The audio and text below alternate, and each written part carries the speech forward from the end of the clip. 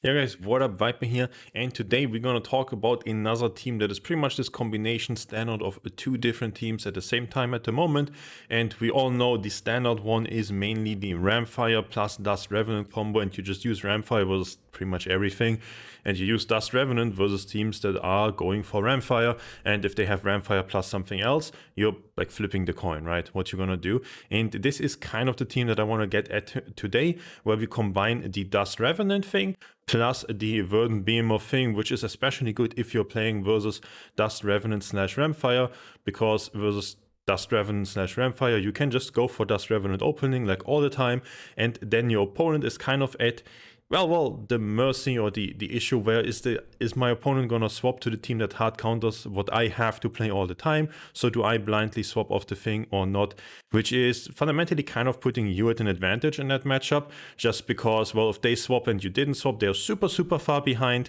So you really have to kind of gamble slash try to predict what your opponent is going to do. Okay, so just looking at the team, it's kind of the standard to be expected thing, right? It is just all the units that you play in the Dust-Revenant combo. We have Verminio. I keep messing up the names of this Aluvia line. It's crazy to me. They're like the same. It's weird, right? Then we have the triple Hedgehog one, right? Rota, Revo, Gyro. And then we have just the standard thing, Volante, as the sixth, like rogue assassin-y kind of thing. And because we use the Mystic Illuvians in both of those teams, Gazer, Apon, or Doris are here. And then it's pretty easy to just fill the whole Behemoth setup because you're only flexing those 6 rogues versus the Behemoth plus Verdant plus Bulwark plus Lynx, and eventually Lynx can later on become a Seer, or you can like mix some setups between them or have some triple Mystic ones or whatever. It's kind of nice that you have a lot of flexibility on what you can do, just like Illuvia setup late game wise, but mainly, well, either you're playing the melee damage, single target damage focused team, or you're playing the super rogue focused team. Now, Dust-Revenant team just beats Rhamphyre. And most teams at the moment, or from what I've been seeing over the recent weeks, have been Dust-Revenant plus Rhamphyre, and they just plan to use Dust-Revenant if they play versus a Rhamphyre team, and they use the Rhamphyre team if they play versus anything else in the game. Which means that they can't really go Rhamphyre into you if you start out with the Gyro opening, and it's pretty difficult for them to justify just swapping in between the game, because if they swap to Rhamphyre and you didn't swap, they just take a really bad loss, might just die that turn, and also they are just super far behind because, well, if they swap back, well, they're just in a mirror, but they're behind on mastery points, so they also lost the game. So for the opponent, it's a very high risk, low reward thing to have to guess this team swap thing, while you could, in theory, just stay on the mirror the entire game, and you're fine with that. What is the downside of this? Well, the downside is that you do not have a Rhamphyre in your team, so you don't really have a counter versus things that are just very defensive and can hold strong versus the Jotun Verdant teams in general.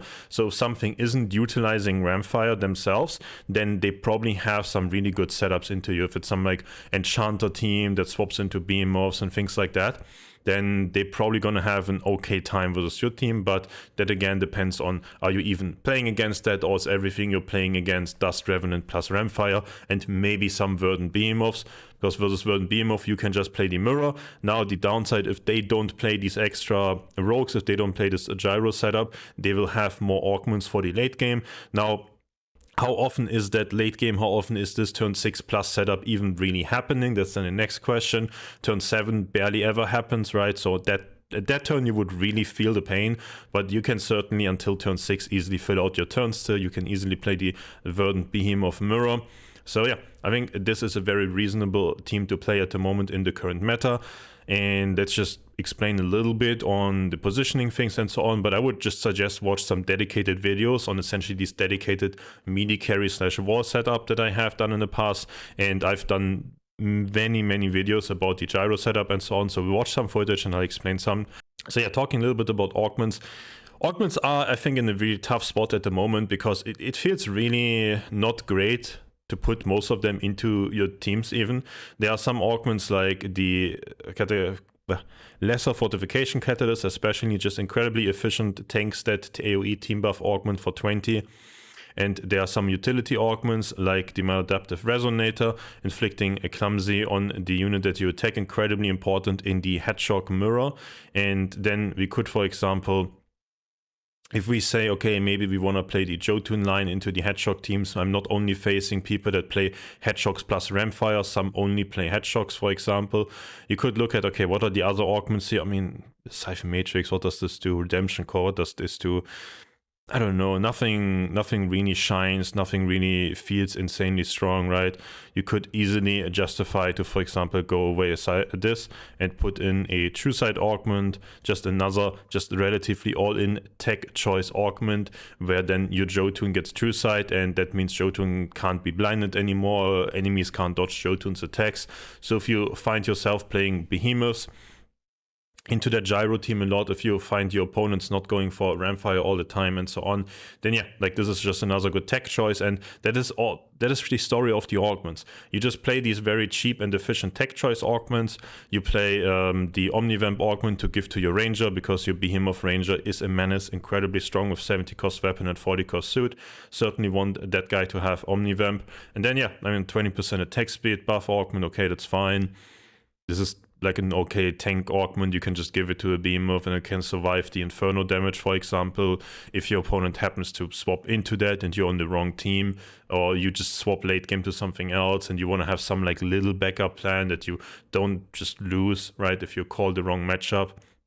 And then something like the immune augment, this is on the immune side, it's just another tech choice, right? It's a counter to dust, especially because if you become immune, then the dust debuff that drained your omega power is gone for like the 3 seconds of being immune, but you get immune on casting your omega, so the damage of your omega just goes entirely through.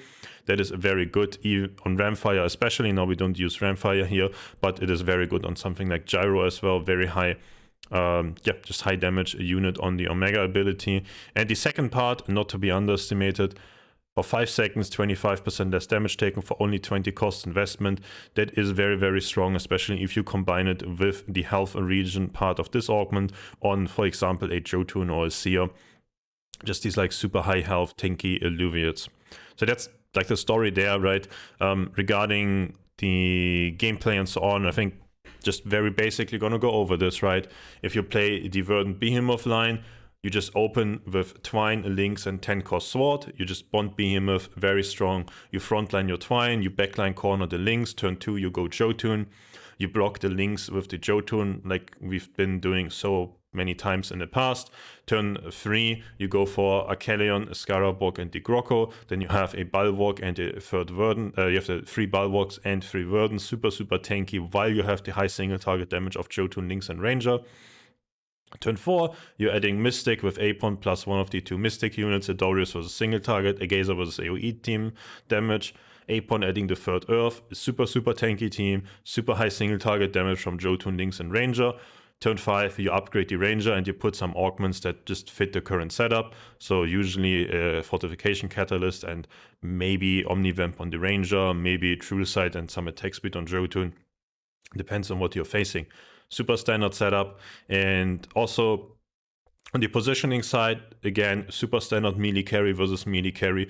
You just try to have your guys arrive at the front line as late as possible, meaning Jotun and Lynx far back in the corner, some Mystic Alluvia kind of blocking the way that they can walk to the left of themselves or to the right of themselves, and in the front line, just wall it off, play Achelion and Gazer or Achelion, Apon, something like that in front of them, and just line up the tanks so that they have to bypass the Mystic Alluvia. They cannot just walk straight by, they have to walk up front and then they can slightly, slowly start moving towards the front line. If they arrive later than the enemy, you will usually win, because the enemy arriving first means the enemy is attacking your tanks and then you're attacking their carries.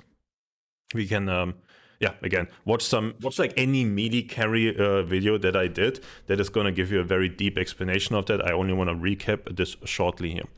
And then for the Rota Revo Gyro line for the Dust-Revenant mirror match, I again suggest for like the deeper one, watch the previous video. I think that helps a lot. And also they're really, in that matchup, I have a really big dislike for especially the Dust-Revenant mirror, because I think positioning is just like, it feels like it doesn't matter at all.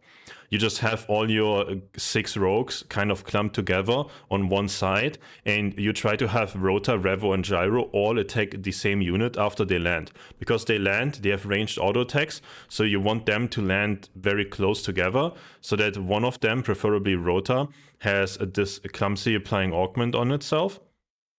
And if Rota crits, then it applies Clumsy and the target gets less healing. So if you're focus firing targets one by one, it's very important to have Rota, Revo, and Gyro attack the same target. Meaning you don't want to have them like one guy, the next guy, and the next guy in a line. You rather want to have them like vertically. Standing above each other. We'll see that in the video footage in a sec.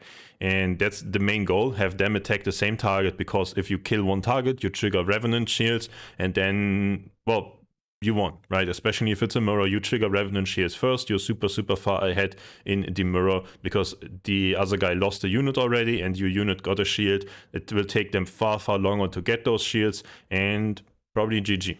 Okay, so regarding the gameplay analytics part of the video, I'm gonna do this a bit differently. This is a game that I played versus Patat I think this is a while ago at this point, but the patch hasn't really changed, the meta hasn't really changed, so it is still very accurate and current.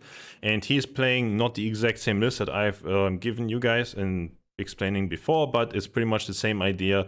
I think there's just a slight difference with feels like an extra Grocco in there and slight different augment setup. And yeah. So the idea is the same, it's Verdant Behemoth plus Rhamphyre counter team, and the team that in the Rhamphyre plus Dust-Revenant setup that most people are using, you're just playing the Dust-Revenant mirror, right? Like no one is ever swapping to Rhamphyre in that setup, because it loses to the other team in there. Now the difference here is there's no Rhamphyre, which you would never play versus that team anyways, but a team that is a counter to the Dust-Revenant setup. So from the perspective of this team, it is a very consistent idea that you can just, if your opponent doesn't know what you're doing, right? Your opponent sees this and they're like, well, I don't know their patterns, their strategy, I don't really know. No clue what they will do. You see this, you're like, you don't know what they do turn 1. It feels very annoying for you to commit to like the Revo opening for the mirror, for example, for the Dust-Revenant setup, because if they commit to Verdant, then you're just like in an awkward position. And if you commit for like a Rhamphyre opening and they haven't committed for they haven't committed for the Verdant opening, now you're just like forced to go for the mirror, and yeah, you're like behind, right? You're just behind the mastery points, probably just gonna lose if it's a mirror and you're behind in points. So yeah, I feel like this is a really tough thing to face when you're playing the Rhamphyre Gyro setup. The most basic idea would probably be that you both are just playing a mirror from the beginning of the game, and then you on the Dust-Revenant side are kind of forced with, well, if the game isn't going well for you and you're low on health, then the opponent, just like the way that the early game coin flips in the mirror turned out, they haven't been going well for you. You're in a horrible position because, well, if you swap, because they can just swap and kill you, and you cannot like make the swap to Rhamphyre the next turn back or something like that.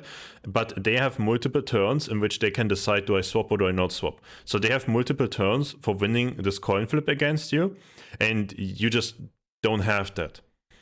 Like, for you, it's a mirror, and if you're just unfortunate in the first few turns, then the opponent just has like a few coin flips of, do I swap and finish him off or not?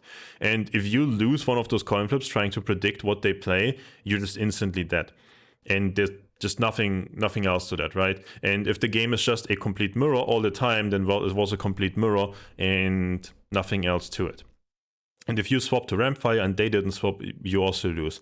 So it just feels more unfavorable outcomes for you, even though in the end, obviously, we are taking our coin and we are flipping it a decent amount in that matchup. Now, Legendary Augments is a bit interesting because it's Verdant Behemoth plus Dust-Revenant versus Dust-Revenant plus Rhamphyre. So we can differently value certain things here. I think Power Ascent on Rhamphyre, a crazy good augment, especially if we combine it with the Immune Augment. Essentially nowadays Rhamphyre with Immune Augment is a lot better into Dust-Revenant, but the shields are still very problematic. So the Dust part is very beatable, but the Dust part still forces you into one essentially shitty augment on Rhamphyre, and then it doesn't have the damage to finish off the Revenant Illuvians throughout the shields. So yeah, I mean, here the interesting part is I value Restoration Suppressor. It's not very good for the mirror, but it is very good for the team swap option, right? And Jacked Ant is, oh, it's like, okay, who cares? It's not that crazy in Augment. Obviously, in the mirror, it's like good to have it though. So yeah, here on turn 1, I'm playing the game, I'm pretty lost. I'm like, oh, do I just play Rhamphyre? Well, you can just play the Hedgehogs then. What do I do, right? Initially, my thought is like, oh, I can do this, this, this. Okay, I don't want to risk it. I just sacrifice turn 1, just take the 170 damage, play my Ranger, see what my opponent does. But that's already the first win of the Ver-Beo plus Revenant thing. That your opponent is probably just going to be, okay, I just sacrifice turn 1 because I don't know what they play, and if I make the wrong decision here, then I just had a hard coin flip for I'm very, very far behind in the game already. I don't want to take that hard coin flip, I just sacrifice some health, and then I play the mirror from there. If I can just win turn 2, 3 in the mirror or something like that, I'm very, very fine and easy comeback potential. So here, this is essentially the standard turn for this mirror setup, where you just go for the grid augment, buff your entire team grid, and the maladaptive resonator for clumsy should go onto the rota here, but again, I'm like a bit scared. Okay, he could just be selling these Illuvians now, and he could just play the Verdant setup. Like, he can't go, he could skip out the links, right? He could go for Twine or Kelly on Jotun here, probably. I think he would have enough points for that. So, actually not Arcalion, but he could go for Twine and Jotun here. Like, he would have enough points to do that. So I'm essentially very scared of that. I'm not really willing to commit my Augment. And yeah, if it's then a mirror, well, I'm probably going to lose because I didn't commit the Augment and my opponent committed the Augment. It is very, very difficult to play it from like the side of the Rhamphyre/Dust-Revenant team, because you have to pay a lot of respect to those like team swap options, I think. Oh, he's playing double Augment. Okay. Now, as you can see here, though, the thing that is pretty relevant is I have 3 Illuvians that are all sharing the damage taken, and my Illuvians were focusing 1. So even though I don't have this extra Augment, which puts me like very far behind in theory, I just got the first kill on the Revenant shields, and you see how that is just very, very snowbally. Now, obviously, at some point, that Augment is just going to outscale, and I am going to lose that fight, but we ended up killing a lot of stuff, even though it's like straight up behind, right? That's why I think this mirror is like a pretty bad mirror, because why is this so close when it's like the same setup, but like 1 Augment difference on one side? And yeah, from here on out, we just play this mirror setup. Now again, I'm like not, I don't know, I'm like not willing to commit to the clumsy Augment on my rota, even though that would be very, very good in especially this setup and this fight. And yeah, that puts me like essentially just further behind in this whole mirror setup, because I'm not playing one of the best Augments for the mirror. I'm just afraid of the team swap that could come in every turn. So my suggestion on like almost both sides is just don't respect it. And sure, if they do it, then you get like super punished for it. Or you can respect it like me, and then, well, the fights are a bit difficult. It's really tough to play versus this, and it's really annoying because you don't really make skilled decisions, I think. It's really more like you're trying to min-max like risk and min-max taking damage and whatever. But yeah, in the end, you just sacrifice a lot of health on that way, and sacrificing health just opens you up to this like really big team comp swap in the later stages. So it's tough. It's tough. My suggestion would just be you just play straight up mirror from the beginning of the game, and then on turn 4 or 5 is when most people would be thinking about the team swap options. Consider those yourself. So yeah, now on turn 4 we just go for we just finally commit to the Augment, right? I finally committed to the clumsy Augment. I was like, okay, I cannot keep going with this. This is really tough to deal with if I'm not just hard committing for one thing. I really, as a player, don't like this hard committing to one thing setup. But yeah, it is what it is. Interesting thing here on this turn and this fight in the mirror is, well, I have a really strong legendary Augment for single target damage, the 5% max health damage per auto attack, so I get the first single target kill. And even though I am versus Mystic, I am versus like a lot of healing and so on, I just get the single target kills, trigger the Revenant shields, and that is winning. So augments like this, 5% max health damage on auto attack, just more single target damage, very crazy strong in the mirror, because the mirror is just about getting these Revenant shields ASAP basically. And that Augment, even though my two Hedgehogs were stuck in the corner here doing nothing for a second there, that Augment gives a super, super crazy win in this fight now, and more than 500 damage in one turn, right? So this matchup is a bit annoying, right? You see I'm like just behind in all of these turns, but I didn't actually make a play that put me behind outside of trying to be a bit conservative, not committing the Augment. On the other hand now, again, from the Rhamphyre perspective, I could now argue, okay, I made my opponent just never swap, right? And my opponent was very much, okay, he didn't commit this Augment, he didn't spend the extra points on this, so maybe I shouldn't swap, which is on your side of the Verdant Behemoth, right? That's what you're thinking. It's like if I swap now, well, the user's Augment wasn't committed and things like that, right? Mastery points were like hold back. Maybe I'm not that super favored. If I just full sell now, I'm down mastery points. Maybe this is tougher than it would usually be. And those are the thoughts that on both sides of the matchups just like keep going through your heads, right? Now, this is a very unique turn, because usually this would be the turn where you're thinking, okay, this is the very, very obvious swap to Rhamphyre or not. Is my opponent swapping team or not? Now this is super unique for me because I have Restoration Suppressor, so I can kind of just play, okay, Restoration Suppressor makes that like swap very winnable for me. I don't need to respect it here. So that is like a pretty big thing. If you have legendary augments like this, like the 70% anti-heal one, or yeah, just in general, if you have some crazy legendary augments, maybe even Titan's Redoubt, something like that it's called, that gives you a lot of physical resistance. Yeah, if you have crazy augments like that, you can kind of cover both things. You can kind of cover the team swap and you can cover just the mirror based on that. But usually you would here just have to be, okay, do I swap or not? And the downside is what I elaborated before. If I make the swap to Rhamphyre and he doesn't swap, I'm dead. If I make the swap to Rhamphyre and he made the swap, he's not necessarily dead because 470 damage is kind of hard to deal, especially if you full sold your entire team and you don't have that many mastery points anymore in play. So then on the following turn, it's again like a 50-50 for him to win or lose, right? And it's the same for me here. So my opponent has essentially like 2 coins to flip and I kind of have less chances for that. In that sense, if you are losing this early game, if you are paying the price for this early game. So I don't know, I think it's a tough spot, it's a tough matchup sometimes, and from my personal opinion, you're just flipping coins. It is what it is. That is what the current meta is about. If you have these 2 teams in your team, you're just flipping coin. Which team is my opponent gonna play? Or which side is my opponent gonna play next? But if your opponent is somewhat predictable, if you know the habits of your opponents and so on, then this is very, very abusable in your advantage. If you can predict what they do, super, super insane favored for you.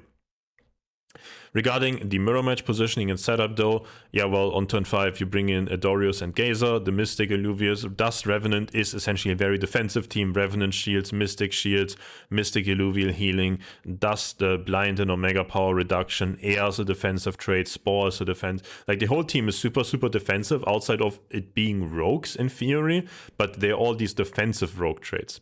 The like Earth plus Air combo, Nature plus Air combo, and the Empath combos in there, right? The Revenant Empath trait.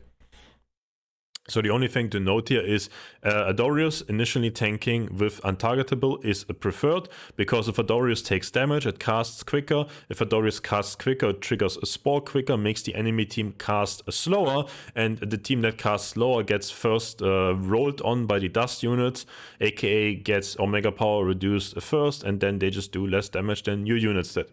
So yeah, have Adorius focused, give it untargetable so it doesn't die, and you're probably chilling. And yeah, this was the interesting part where I had the Restoration Suppressor. Probably shouldn't be giving me that, because then you just make it harder on yourself to potentially win versus the team swaps, as Restoration Suppressor is just insane versus Verdant especially, and it's by no means bad in this mirror match, because Gazer, because Adorius, a lot of healing coming in anyways. And obviously the team swap happening here, that is essentially a turn where I'm supposed to lose because of that, right? But We have, for once, this restoration suppressor very, very good. And well, the second thing that did happen here for Patat that was probably very unintended is that Jotun just ran over to the Gazer and attacked the Gazer. Now, because I didn't commit any Mystic Illuvians on turn 4, this was again, couldn't really know, is there gonna be Mystic Illuvia frontline or not, right? So yeah, it's like a lot about these like small knowledge things where, okay, I didn't play the Gazer on turn 4, I played for Legendary Augment for damage in the mirror match setup, so no information on where these Illuvians gonna be and things like that. And that's the whole meta at the moment, where you just try to give yourself more outs of having a coin that is in your favor by just hiding information from your opponent or things like that, by not playing a unit early, or maybe by just swapping units around more often, and so on and so on. It's just this whole information game. And yeah, I think from my standpoint, if you are playing close to the skill cap of the game and your opponents are playing close to the skill cap of the game, then it is super obvious coin tosses. But if you're playing better than your opponents, you can outplay them all the time, right? Now, playing better than your opponents, that like honestly 1500, 1400, 1300 MMR or so, you probably won't be playing much better than your opponents anymore, because this is just very fundamental gameplay knowledge, right? It's very fundamental. Do I swap this team? Do I swap this side? Do I wall off? Do I not wall off? Very fundamental things at this point. Everybody has gotten pretty good at the game over the recent few months that we have been playing. So yeah, if you're like 1000 MMR, 1200 or lower than that, you certainly can outplay people a lot, because they probably won't be expecting the team swaps. They won't be expecting all those things. They won't be playing around a lot of stuff. And if you're like in these medium to higher elo parts, then yeah, you still give yourself like slightly better odds. I agree, but it is like, don't be mad at yourself if you're losing, because it is a coin toss, and don't get ahead of yourself if you're winning, because you just won coin tosses or something that is close to a coin toss at least. That's I don't know, the thing that I want to give you guys on the way here. And yeah, it's something else to play than Rhamphyre. That's why I wanted to make the video. Hope you guys enjoyed it. Hope this was interesting. And I think I've been repeating myself with coin tosses a lot, so I'm gonna call it here. See you in the next one.